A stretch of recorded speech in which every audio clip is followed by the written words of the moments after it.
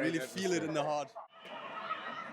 2026ஆம் ஆண்டுக்கான அந்த கொடியேற்றமானது and all the dresses and colors are so beautiful. நலமிகு யாழ்ப்பாண நகரி கட்டிவித்து நல்லை குலவிய கந்தவேட்கு கோயிலும் புரிவித்தான் என I was the host. She did it and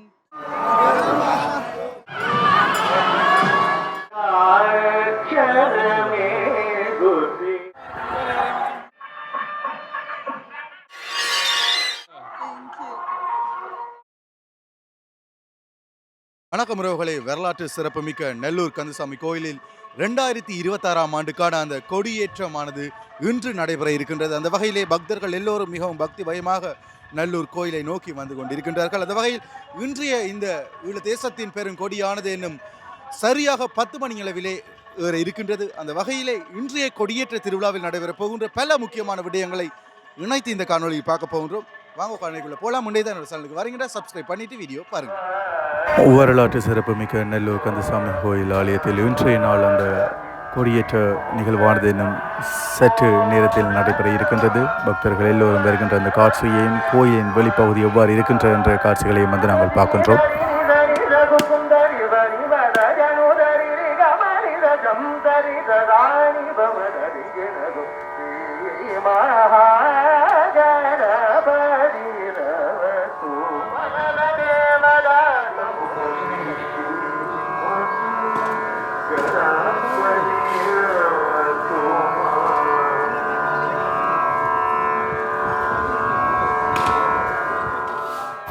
உள்ளே வசந்த மண்டப பூஜையானது நடைபெற்றுக் கொண்டிருக்கின்றது. இன்னும் சற்று நேரத்தில் முருகப்பெருமான் கொடித்தம்பத்தினை நோக்கி வருகின்ற அந்த காட்சிகளை வந்து பார்க்கலாம்.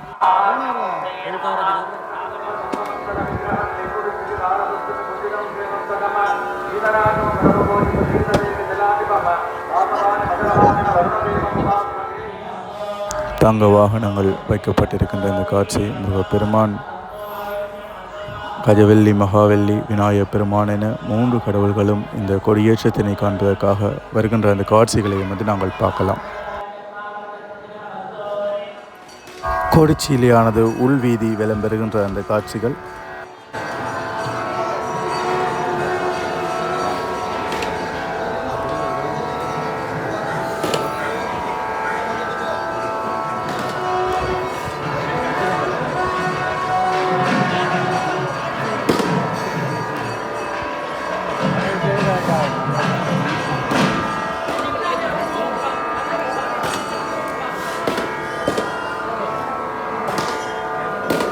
கொடியேற்றுவதற்கான அந்த கொடி கவறுகள் கட்டப்படுகின்ற அந்த காட்சி.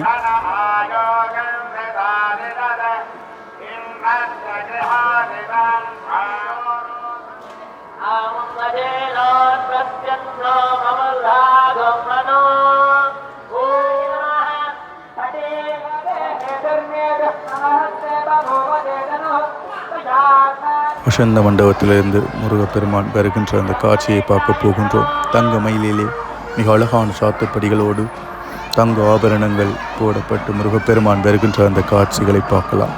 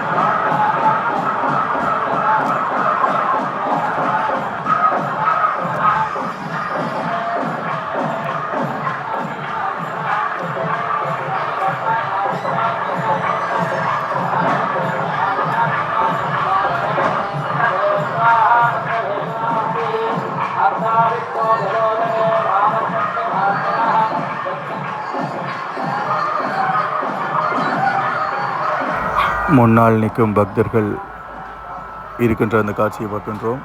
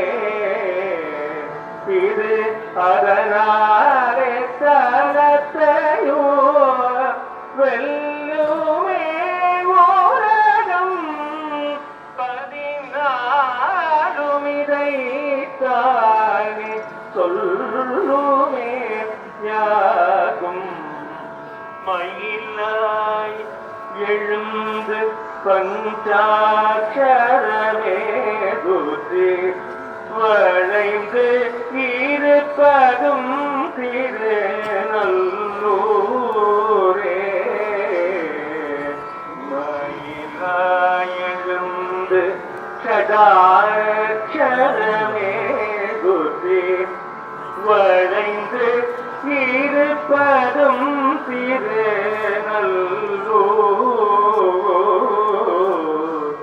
இது அதனால் எத்தனையோ வெல்லுமே ஓரணம். 2026ஆம் ஆண்டுக்கான அந்த கொடியேற்றம் எனும் சில வினாடிகளில் சரியாக 10 மணி அளவிலே ஏற்றப்படுகின்ற அந்த அழகிய காட்சிகளை வந்து நாங்கள் பார்க்க போகின்றோம்.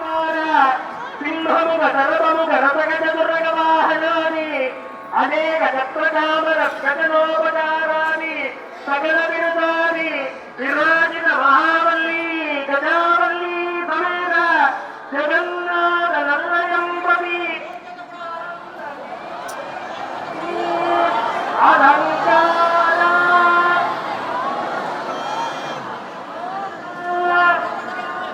అలంకార సమాయుధై హరిత్వమావర్ణై ఇంద్రాయాని సహస్రయోః వేదతి గంధుగాః యాస్తే సుతరాత్మవాం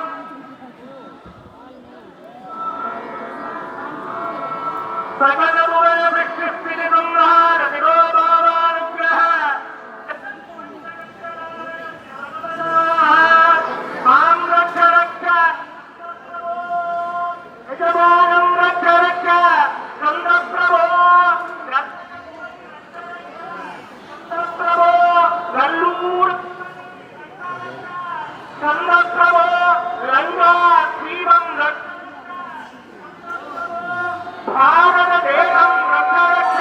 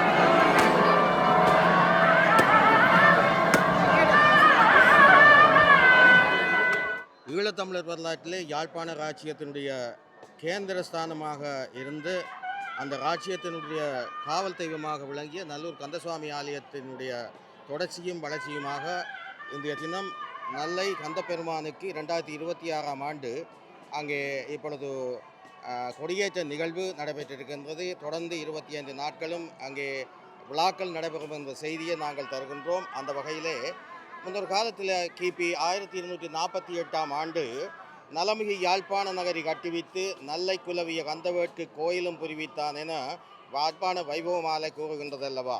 ஆகவே யாழ்ப்பாண மன்னருடைய காலத்திலே சிங்கை நகர் என்ற பூநகரியில் இருந்த தலைநகரம் யாழ்ப்பாணத்துக்கு மாற்றப்பட்டது. அந்த தலைநகரத்தை அவனுடைய மந்திரி புவனேகோபாவுக்கு உத்தரவு வழங்கி அந்த நல்லூர் பகுதியிலே ஒரு ஆலயத்தை அமைத்ததாக நாங்கள் வரலாறுகள் மூலம் அறியக்கூடியதாக இருக்கின்றது.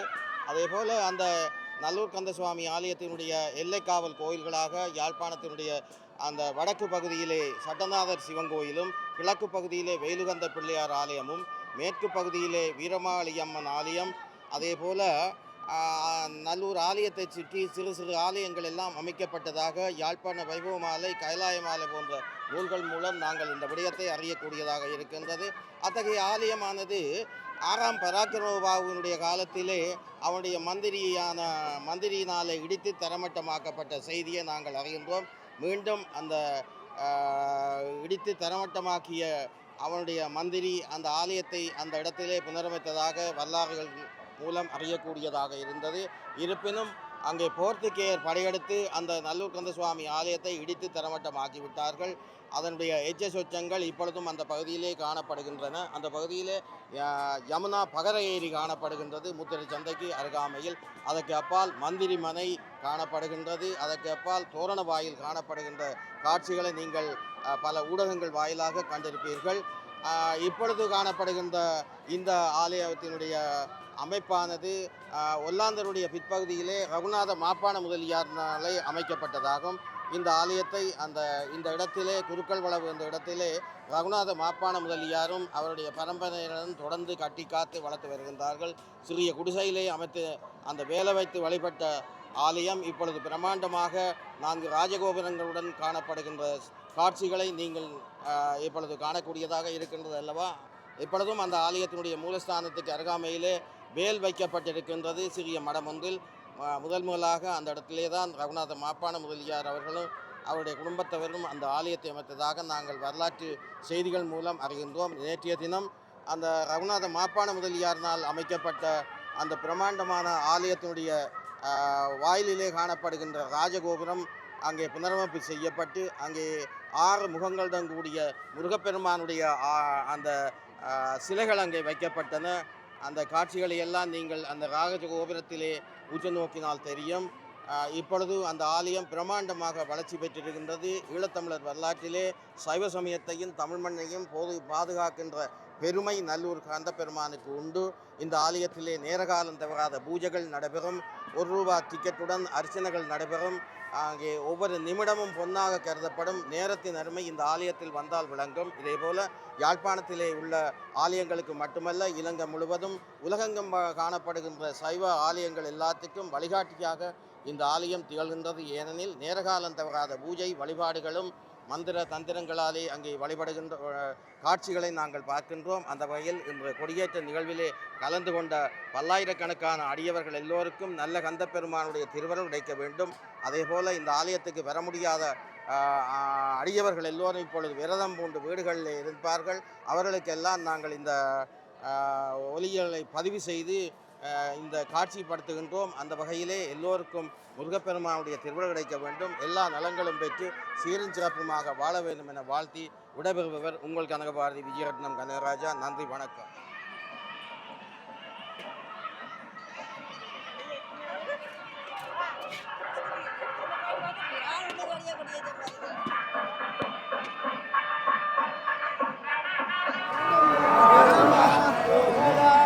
I'm from Germany.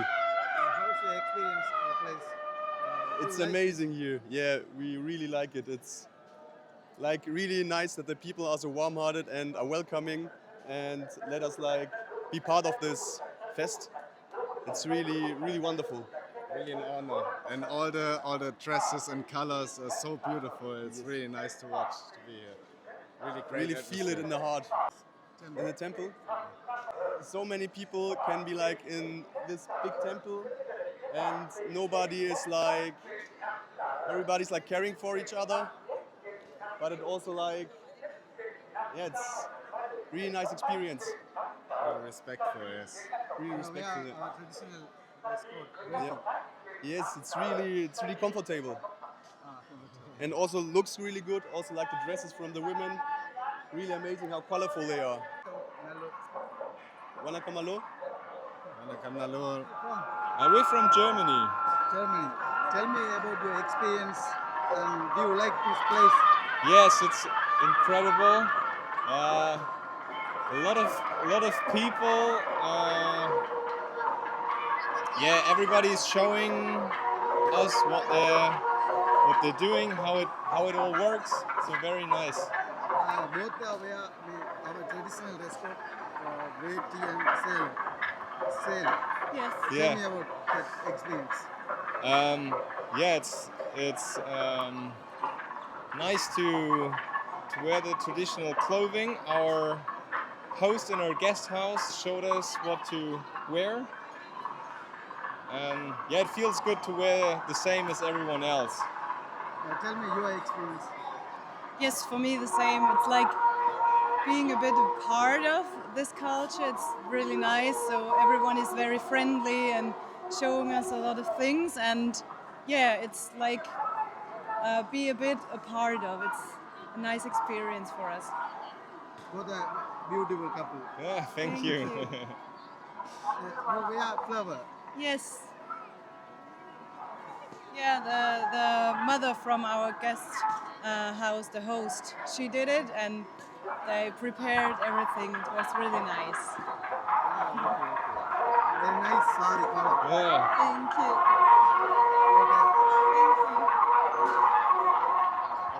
இவ்வாறு இந்த கொடியேற்று திருவிழாவானது மிகவும் சிறப்பாக நடைபெற்றது. வெளிநாட்டவர்கள் மற்றும் உள்நாட்டவர்கள், வெளிநாட்டிலிருந்து வருகை தந்த புலம்பெயர் உறவுகள் என பலர் இந்த திருவிழாவில் பங்கேற்றிருந்தார்கள். சரி உறவுகளே, காணொளி பிடிச்சிருந்தால் லைக் பண்ணுங்கள், ஷேர் பண்ணுங்கள், சப்ஸ்கிரைப் பண்ணுங்கள். இன்னொரு சிறந்த காணொளியில் நான் உங்களை சந்திக்கிறேன்.